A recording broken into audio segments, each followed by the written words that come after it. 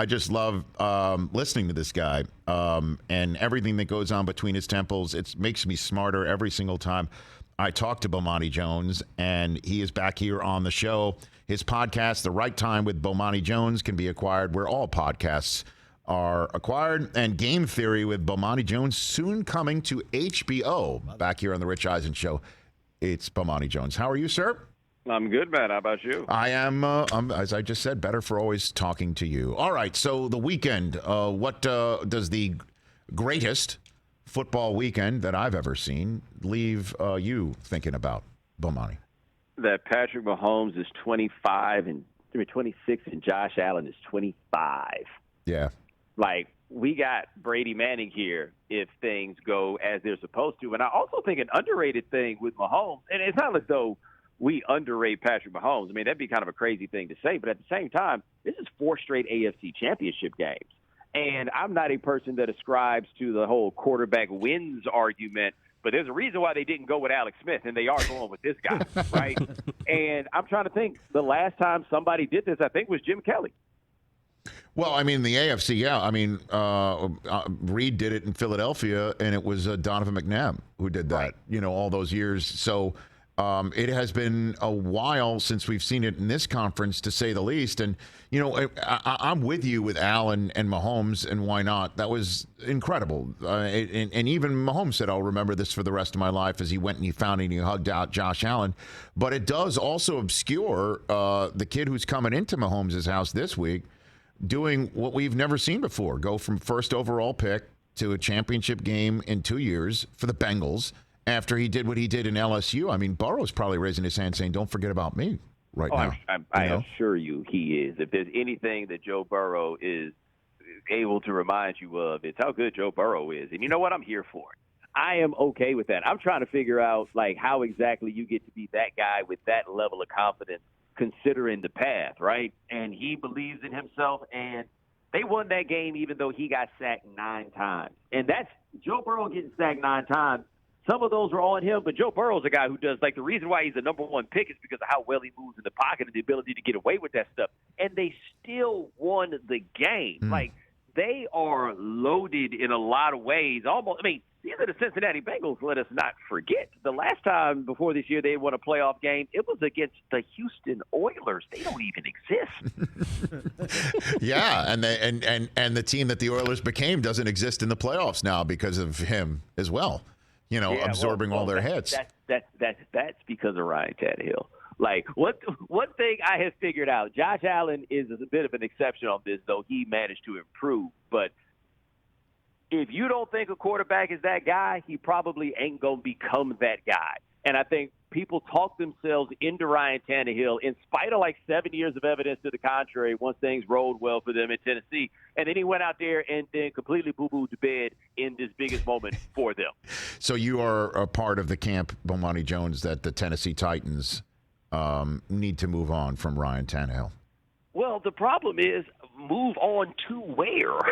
Like, the weird thing about the NFL, like a crazy market efficiency that it has as an operation, is that there are 32 starting quarterback jobs and not 32 starting quarterbacks. Like, when you really think about it, there's something fundamentally wrong with the rules of the game if it's that hard to find somebody who's capable of playing quarterback in a ways where you got more than just a handful of teams that have a legitimate chance at getting it. So if you say, okay, well, we're moving on from Ryan Tannehill, what you going to do, trade for Russell Wilson? Like who is this other person that you're going to bring in that's necessarily going to improve your situation? Good luck with that, guys. Bomani Jones here on the Rich Eisen Show, and it's interesting. I totally agree with you that it's kind of your spidey sense or your gut feeling when you see a quarterback, and if he's not the guy, then he's probably not the guy, right? And yet the 49ers are starting in the NFC Championship game a quarterback who looks like the guy and then looks like the guy who definitely isn't the guy, sometimes in the same drive, right? In Jimmy Garoppolo. It's kind of crazy when you think about it. He never looks like the guy to me. Like it looks like them dudes are open. Like, Dominic Foster made a great point on my podcast. You just can't imagine how frustrating it is for Kyle Shanahan that you draw up all this amazing, cute, quirky stuff that just gets these guys butt naked open. And Jimmy might close his eyes before he throws the ball in the Super Bowl, right? And where I give Shanahan credit, though, is he will absolutely just say, you're not going to mess this up for us. Like in that game in the playoffs 2 years ago, he's just like, we're going to run the ball the entire second half. Right. We're not going to let Jimmy mess this up for us. He'll do that if it comes down to it, but we don't have to. Nobody said about the Cincinnati offensive line, they gave up 9 sacks, but they did enough to win. So we don't have to tell that lie about Jimmy Garoppolo either. And so for him to also be in the NFC Championship game against Stafford, because Stafford was one of the quarterbacks that Kyle Shanahan was kicking the tires on to see if he could be acquired, and then the Rams snuck in and grabbed him. The fact that they're playing each other for the right to play in the Super Bowl is kind of wild. You know? Yeah, and Stafford, I still don't know what to make of him. Do you know what to make of him? Because I still don't know what to make of him. Well, I guess we're going to find out in the next week or two, right? Although, you know, you got to give it up, though. I mean, what happened in Tampa was mind-blowing. I mean, it really gave – it stretched the limits of the old saw that you don't give Tom Brady extra chances. And none of the extra chances that Brady was afforded was Stafford's fault. Even the ball that got snapped past him, you know. And he's the one that actually put his foot in the ground and found Kupp and made the throw that Jimmy G didn't make to Emmanuel Sanders in the Super Bowl. You know what I'm saying? No, so you're right.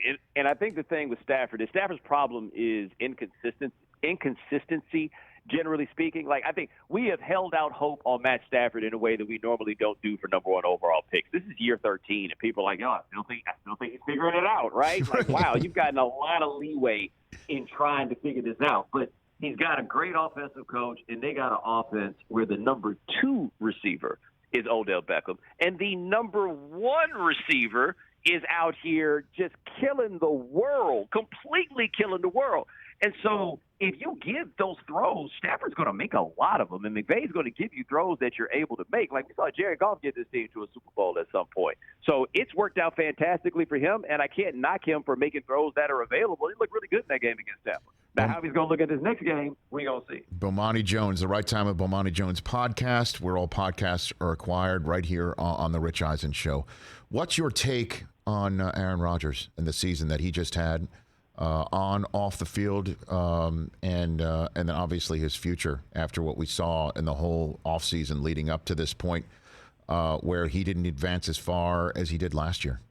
Bomani. Yeah, you know, I got a general frustration with people who think they're smarter than they are and want to tell you how smart they are, and all it does is expose that they're not as smart as they say they are, right? Like I try not to let that obscure my view of the fact that he was really, really, really good this year, and they did not get it done in this last game. But that gets me to like a theoretical place that I've been wondering about him and that team for a long time, which is I understand all the arguments about this is a passing league and you need to pass to be successful in the NFL, and that's absolutely true. But something that's really important to understand and remember about the NFL, there's a reason why the Minnesota Vikings play in a dome and the Minnesota Golden Gophers do not. And that's because the football season ends in November at the University of Minnesota. It doesn't get so cold that you need a dome in December.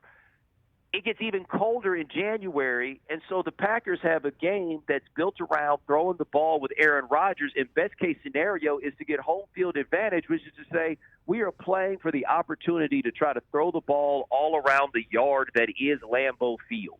And so you wind up with Aaron Rodgers throwing a frozen brick around in January if everything goes the way that you want it to go. That just seems to be like a fundamental flaw in how you construct a team, but that's where the large sample analytics are going to get you in trouble often in the playoffs because the conditions that you play in are probably not going to be the same as everything else. Now, is that why Aaron Rodgers didn't play well in this game? Not necessarily. I think that's a larger point that they got to make. And now I don't know what they're supposed to do in sum total with the team because I don't know if they can keep him and put together a team that's capable of winning a Super Bowl, but they absolutely do not believe they have a quarterback behind them. Well, 100% do not. If they did, they would have handled a lot of things a lot different. Right. And you know, I had a conversation with Andrew Brandt, longtime executive with the Packers, former capologist in the first hour. He says that if they wanted to run it back one more time with Rodgers, they could figure it out cap-wise to keep this thing intact for one more year, and that, you know, Jordan Love would wind up in the end having sat as long as Rodgers did, waiting for his turn behind Favre. But the drama in my estimation concerns how do you have the conversation about doing that and sticking if one of the two really deep down wants to leave, right? And then who's the first to say it? You know, I mean, like if I'm the Packers and I just say, you know what, I could run it back one more year with Rodgers. It's entirely possible. But I'm not going to ask Rodgers, you thinking of leaving? Because that might make the complicated fella think they want me to leave. You know what I mean? Like there's a lot of communication that needs to go down. I don't know how that works to make sure everyone's on the same page. You know what I'm saying? Yeah, I don't think he wants to leave. Like, it sounds like they got whatever the problems were figured out. But does he want to stay if they can't figure out how to get Devontae Adams to stay? Sure. I don't know. But I think that he was going through a thing. And you know, one thing about Aaron Rodgers, we can reasonably trust that he's going to tell us what he thinks. And he tells us the relationship has gotten better. So I'm inclined to believe that it has. But he's 38 years old. Like, Tom Brady's made us forget how old 38 is. And if Aaron Rodgers said, I don't want to do this anymore, I wouldn't be terribly surprised, especially if they still going to be swabbing his nose next year.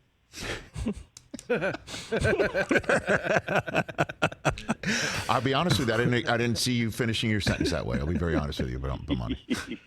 I didn't see that one coming. That was one of those Lord Charles curveballs that got that snapped off in my direction. Bomani Jones here on the Rich Eisen Show. What do you think Brady's going to do?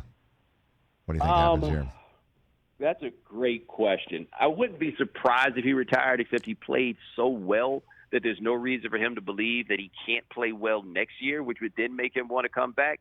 But I warn him, as I warn all of them, I think the only two examples you really have of like the great quarterback that didn't go out on a somewhat embarrassing note is I got Roger Staubach and John Elway. I guess Joe Montana also. But everybody else, man, the end wasn't good because nobody could walk away. So I can only assume that he's not going to walk away. Last one for you. What's your stance on the overtime? As you know, the rules for overtime placed front and center over the last 48 because of the way the Bills and Chiefs Classic ended. Where do you stand on the NFL overtime rules? It is a tiebreaker. And, I mean, if they flipped a coin, I'd be okay with it. Like, it is a tiebreaker. That's the thing. You probably should have come out on top otherwise. I don't mind that the Bills didn't get the ball back. I guess it's maybe because I grew up with the other rules for so long I haven't given it a great deal of thought. But, it was a great game. Unfortunate. Had to hurt if you're a Buffalo fan. Oh, well. Really? So you think that you'd even go back to the old ways where it's just the first team to kick a field goal wins? I ain't gonna lie. I'm not like most people. Like, most people are like, yo, we get free football. But sometimes I just wanted a large. You know what I'm saying? Like, I didn't need you to supersize me with these fries. Like, I'm just ready for this game to be over a lot of those times. Like, I can imagine if I was sitting out there in the cold, I wouldn't give a damn who scored first. Let's just get some warm. Bomani, thanks for the time. How's the HBO stuff coming along for you? We're moving, man. We're going to be able to tell you the air date soon. We started doing test shooting. Like, you know, I'm literally living the dream with this one. This is fantastic stuff. And where are you shooting it? Where are you going to? New York City. Okay. New York. Fantastic. Well, good luck with that.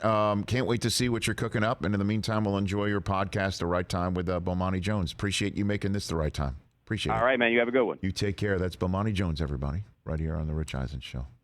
Hey, you watched all the way to the end. Thanks for that. Watch more right here